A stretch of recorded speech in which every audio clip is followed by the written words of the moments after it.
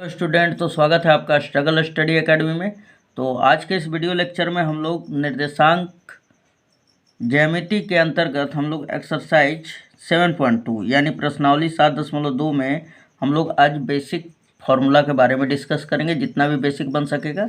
और उसके बाद नेक्स्ट जो वीडियो आएगा उसमें आपका क्वेश्चन दिया रहेगा। ठीक है, तो चलिए स्टार्ट करते हैं हम लोग। ये विभाजन सूत्र सबसे पहले होता है, विभाजन सूत्र जिसे हम लोग सेक्शन फार्मूला कहते हैं। अब विभाजन सूत्र क्या होता है दोस्तों, तो ये पूरा एक्सरसाइज में लगने वाला है। ठीक है, और ऑब्जेक्टिव में भी पूछ दिया जाता है बेसिक से, तो आप बेसिक पूरा बढ़िया से देखिएगा, पूरा क्लियर करा दूंगा। ठीक है, चलिए बिना देर के शुरू करते हैं हम लोग। तो विभाजन सूत्र क्या होता है अब इसके बारे में हम लोग जानते हैं। तो मान लिया कि यहाँ पे दो बिंदु दिया हुआ है, यह हमारा बिंदु ए है और इसका निर्देशांक x1 y1 है। ठीक है, और एक बिंदु यहाँ पे दिया हुआ है, मान लीजिए कि यहाँ पे कोई बिंदु है B और इसका निर्देशांक x2 y2 है। ठीक है, इन दोनों बिंदुओं को मिलाने वाली रेखाखंड ये हमने मिला दिया। इन दोनों बिंदुओं को मिलाने वाली रेखाखंड को एक अन्य बिंदु जिसको हम बोल दे रहे हैं P, ठीक है, M1 अनुपात M2 में विभाजित करें। किस अनुपात में? M1 अनुपात M2 में। ठीक है, M1 अनुपात M2 में अगर विभाजित करता है तो बिंदु P का निर्देशांक क्या होगा।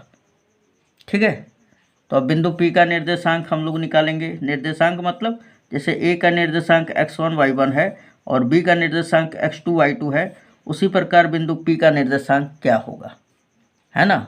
तो अब बिंदु P का यहाँ पे लिखेंगे, इसलिए बिंदु P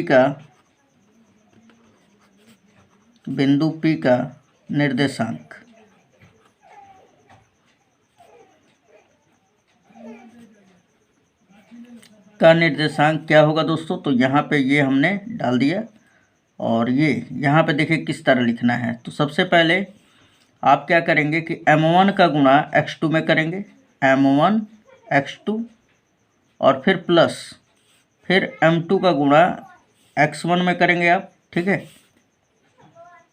M2, ये M2 का गुणा x1 में, M2 x1 और बटा में M1 प्लस M2 कर देंगे, है ना।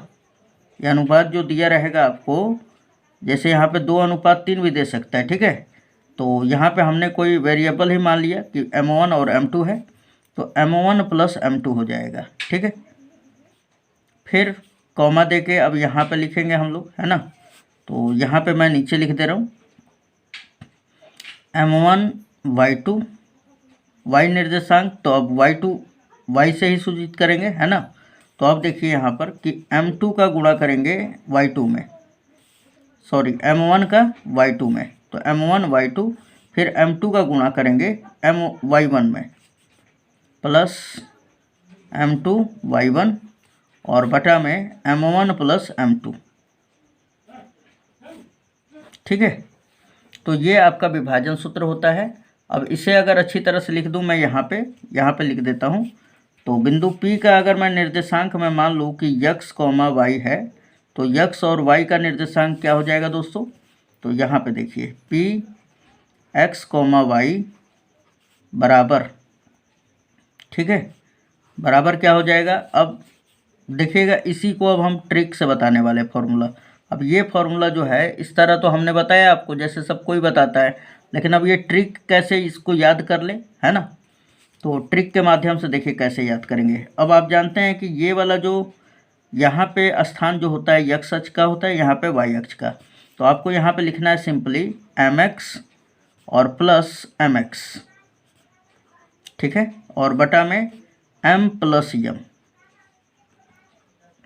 ठीक है, उसके बाद कॉमा दे के यहाँ पे लिखोगे। अब y अक्ष का निर्देशांक लिखना है ना, my प्लस my और बटा में m प्लस m, इतना लिख देना है आपको और ये बंद कर देना है। उसके बाद अब देखिए, आपको दिमाग में रखना है 12 और 21, कितना, 12 और 21। यहाँ पे लगाइए पहले 12, फिर यहाँ पे 21, फिर नीचे फिर 12। ठीक है, ये आपका formula M1 x2 plus M2 x1 बटा में M1 प्लस M2। ये देखिए ये पूरा यही वाला है ना, तो आप इस ट्रिक से भी कर सकते हैं। वही वाला आप यहाँ पे भी लगाएंगे, M1/2 मतलब 12, 21, 12। ठीक है दोस्तों, तो ये आपका विभाजन सूत्र है। इसमें जहाँ यक्स का जो निर्देशांक है, अगर मैं इसको कंपेयरिंग करूँ तो ये वाला जो होगा इसके बराबर हो जाएगा, और ये वाई का जो निर्देशांक होगा इसके बराबर हो जाएगा। ठीक है, तो अब मैं पूछूं कि एक्स बराबर क्या होगा, जहाँ एक्स बराबर M1x2 प्लस M2x1 बटा में M1 प्लस M2। ठीक है, तथा y बराबर क्या हो जाएगा, y का निर्देशांक, तो ये वाला हो जाएगा y बराबर M1y2 प्लस M2y1 और बटा में M1 प्लस M2। ठीक है, तो ये कंप्लीट हो गया होगा विभाजन सूत्र। समझ में आ रहा है दोस्तों? अब फिर से समझ लीजिए कि अगर बिंदु A और B दिया रहे तो इन दोनों को मिलाने वाली रेखाखंड को अगर कोई बिंदु P M1 अनुपात M2 में विभाजित करे तो इस बिंदु P का निर्देशांक क्या होगा, तो ये वाला हो जाएगा आपका, है ना, ये वाला M1x2 प्लस M2x1 बटा में M1 plus M2 comma M1y2 plus M2y1 बटा में M1 प्लस M2। याद हो गया होगा? या आप इस तरह भी सिंपली याद कर सकते हैं, mx प्लस mx बटा में m प्लस m, 12 21 12 21 कर देंगे, है ना। फिर यहाँ पे भी my प्लस my बटा में m प्लस m, 12 21 12। ठीक है, कंप्लीट पूरा फॉर्मूला। चलिए उसके बाद अब देखेंगे हम लोग मध्य बिंदु का फॉर्मूला, है ना, मध्य बिंदु का निर्देशांक। तो अब आ जाते हैं यहाँ पर नेक्स्ट मेरा अब हेडिंग रहेगा मध्य बिंदु का निर्देशांक। मध्य बिंदु का निर्देशांक या मध्य बिंदु सूत्र भी कहा जाता है। ठीक है, या इसी को क्या कहा जाता है, मध्य बिंदु सूत्र। मध्य बिंदु सूत्र ये भी कहा जाता है। तो अब यहाँ पे अगर देख लिया जाए तो मध्य बिंदु क्या होगा, तो जैसे मैं मान लिया कि ये कोई बिंदु A है जिसका निर्देशांक हमने पिछली बार में ही बताया x1, ये y1। ठीक है, और इससे कुछ दूरी पे बिंदु B है जिसका निर्देशांक x2, y2 है ना। और कोई बिंदु P जो है आपको वो 1:1 में विभाजित कर रहा है इस पूरे रेखाखंड को। कितने अनुपात में, 1:1 के अनुपात में, है ना। तो 1:1 के अनुपात में करेगा तो M1 का मान 1 हो जाएगा और M2 का मान क्या हो जाएगा, 1 हो जाएगा, है ना। तो फिर फॉर्मूला क्या बनेगा, वही वाला विभाजन सूत्र लगाएंगे। इसलिए बिंदु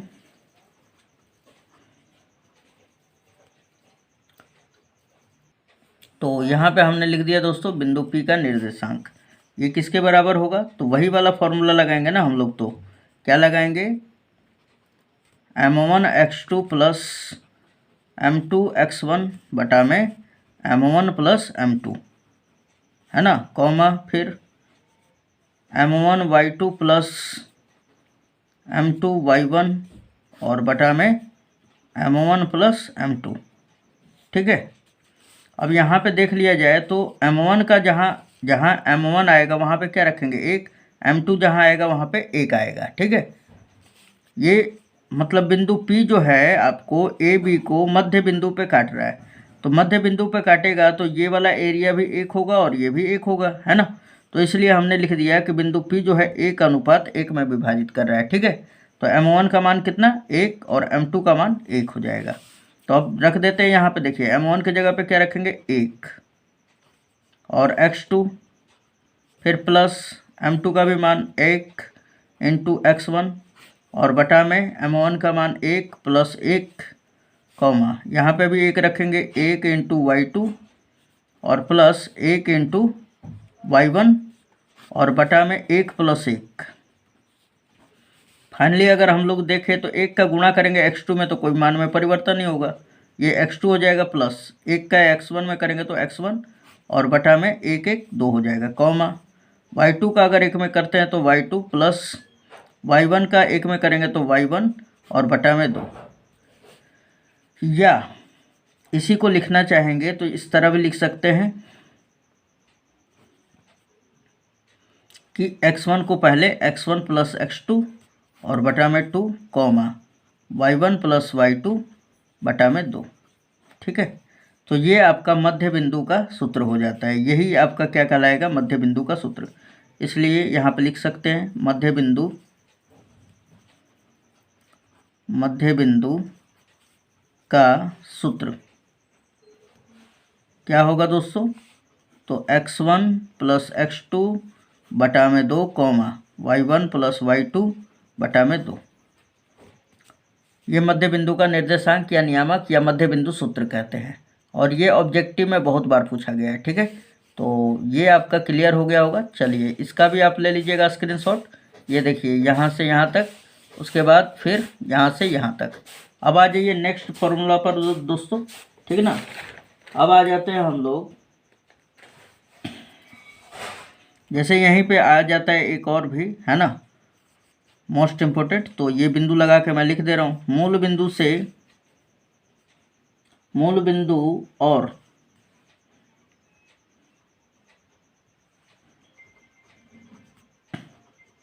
मूल बिंदु 0,0 और x, y, एक दूसरा बिंदु दे दिया है x, y। तो मूल बिंदु और इसके बीच का आपका दूरी क्या होगा, है ना, का दूरी, के बीच का दूरी, है ना, के बीच की दूरी। ये भी लिख लीजिएगा, ये भी बहुत मोस्ट इम्पोर्टेंट हो जाता है। दूरी बराबर क्या हो जाएगा, तो वही वाला फॉर्मूला लगाएंगे ना, ये x1 y1 ये x2 y2, तो क्या होता है x माइनस 0 का whole square plus y minus 0 का होल स्क्वायर। यहाँ पे देख लिया जाए तो x में से 0 घटेगा तो x ही बचेगा, तो ये x स्क्वायर प्लस ये y में से 0 घटेगा तो y, तो ये y स्क्वायर। यानी मूल बिंदु और किसी अन्य बिंदु के बीच की जो दूरी होगा वो √x square plus y square हो जाएगा।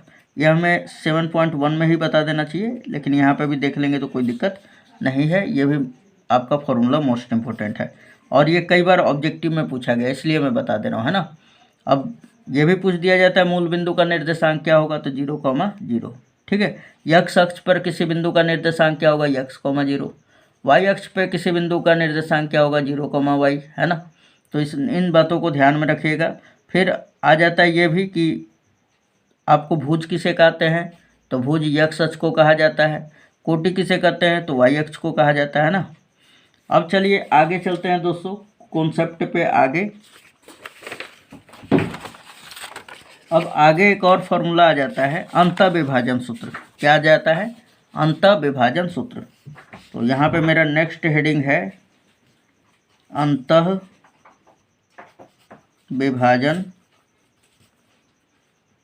सूत्र। अब ये अंतःविभाजन सूत्र क्या है दोस्तों, ठीक है, तो यहाँ पे ध्यान दीजिएगा। मान लीजिए कि कोई दो बिंदु है, ये हमारा A है बिंदु जिस x1 y1, और ये बिंदु B है x2 y2। अब कोई एक बिंदु P है जो कि इसको अंतः विभाजित कर रहा है, यानी अंदर में विभाजित कर रहा है ना। मैं मान लिया कि m1 अनुपात m2 में विभाजित कर रहा है, तो फिर बिंदु P का निर्देशांक क्या होगा, कब, जब अंतः विभाजित करे इस AB रेखाखंड को, A और B बिंदु को मिलाने वाले रेखाखंड को बिंदु P अगर अंतः विभाजित करता है m1 अनुपात m2 में, तो बिंदु P का निर्देशांक क्या होगा। तो यहाँ पे लिख देंगे, इसलिए बिंदु, यहाँ पे लिख सकते हैं आप बिंदु P का निर्देशांक, इसका निर्देशांक क्या हो जाएगा, तो यहाँ पे लिखना पड़ेगा आपको m1 x2 और जब ये अंतः विभाजित करेगा तो प्लस में रहेगा, है ना। जो विभाजन सूत्र हम लोग पढ़े हैं वही वाला लिख देंगे, m2 x1 और बटा में m1 plus m2 comma m1 y2 plus m2 y1 और बटा में m1 प्लस m2। ठीक है, तो आपको ध्यान में रखना है कि जब अंतः विभाजित करेगा कोई बिंदु, किन्हीं दो बिंदुओं को मिलाने वाली रेखाखंड को m1 अनुपात m2 में, तो उसका विभाजन सूत्र कौन सा फॉर्मूला होगा, उस बिंदु का निर्देशांक का यही फॉर्मूला होगा, विभाजन सूत्र। ठीक है, तो ये भी क्लियर हो गया होगा। चलिए अब बाह्य विभाजित करें, तब मान लीजिए कि यहाँ पे आप दे दिया कि बाह्य विभाजन, बाह्य विभाजन सूत्र, बाह्य विभाजन सूत्र क्या होगा दोस्तों। तो मान लीजिए कि आपका कोई दो बिंदु है a x1 y1 और यहाँ पे बिंदु b है x2 y2। मान लीजिए कोई बिंदु P है, ये रेखा AB को हम लोग और भी आगे बढ़ा लेते हैं, ये हो गया, ठीक ना। रेखाखंड AB को हमने और भी आगे बढ़ा लिया, तो AB रेखाखंड को अगर कोई बिंदु P बाह्य विभाजित करे, यानी बाहर विभाजित करे m1 अनुपात m2 में, तो बिंदु P का निर्देशांक क्या होगा। तो फॉर्मूला तो वही होगा आपका, क्या यहाँ पे लिख देंगे, इसलिए बिंदु P का निर्देशांक, बिंदु P का निर्देशांक क्या हो जाएगा दोस्तों। तो फॉर्मूला वही होगा, ठीक है, यानी कि m1 x2 और प्लस की जगह पे खाली माइनस आ जाएगा, ठीक है, m2 x1 और बटा में m1 माइनस m2, ये दिमाग में रखना है आपको। फिर कॉमा m1 y2 और माइनस m2 y1 और बटा में m1 माइनस m2।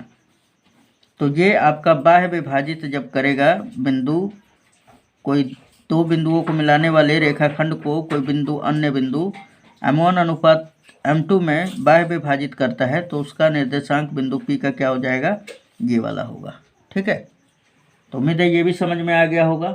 ठीक है, तो अब इसी के साथ दोस्तों हमारा जो बेसिक था वो ख़त्म हो चुका है ना। तो अब मिलेंगे, अब हम लोग किस में, तो अब हम लोग मिलेंगे नेक्स्ट वीडियो में नेक्स्ट क्वेश्चन के साथ। ठीक है, तो चलिए मिलते हैं नेक्स्ट वीडियो में। धन्यवाद दोस्तों। और हाँ, अगर आपको अदर वीडियो देखना है तो उसका लिंक डिस्क्रिप्शन में दिया हुआ है, आप उन्हें देख के और कंप्लीट ज़रूर कर लें, ताकि आपका बोर्ड एग्ज़ाम में प्रिपरेशन जो हो अच्छा हो जाए। ठीक है, और लिंक सभी डिस्क्रिप्शन में दिया हुआ है। तो मिलते हैं नेक्स्ट वीडियो में। धन्यवाद दोस्तों।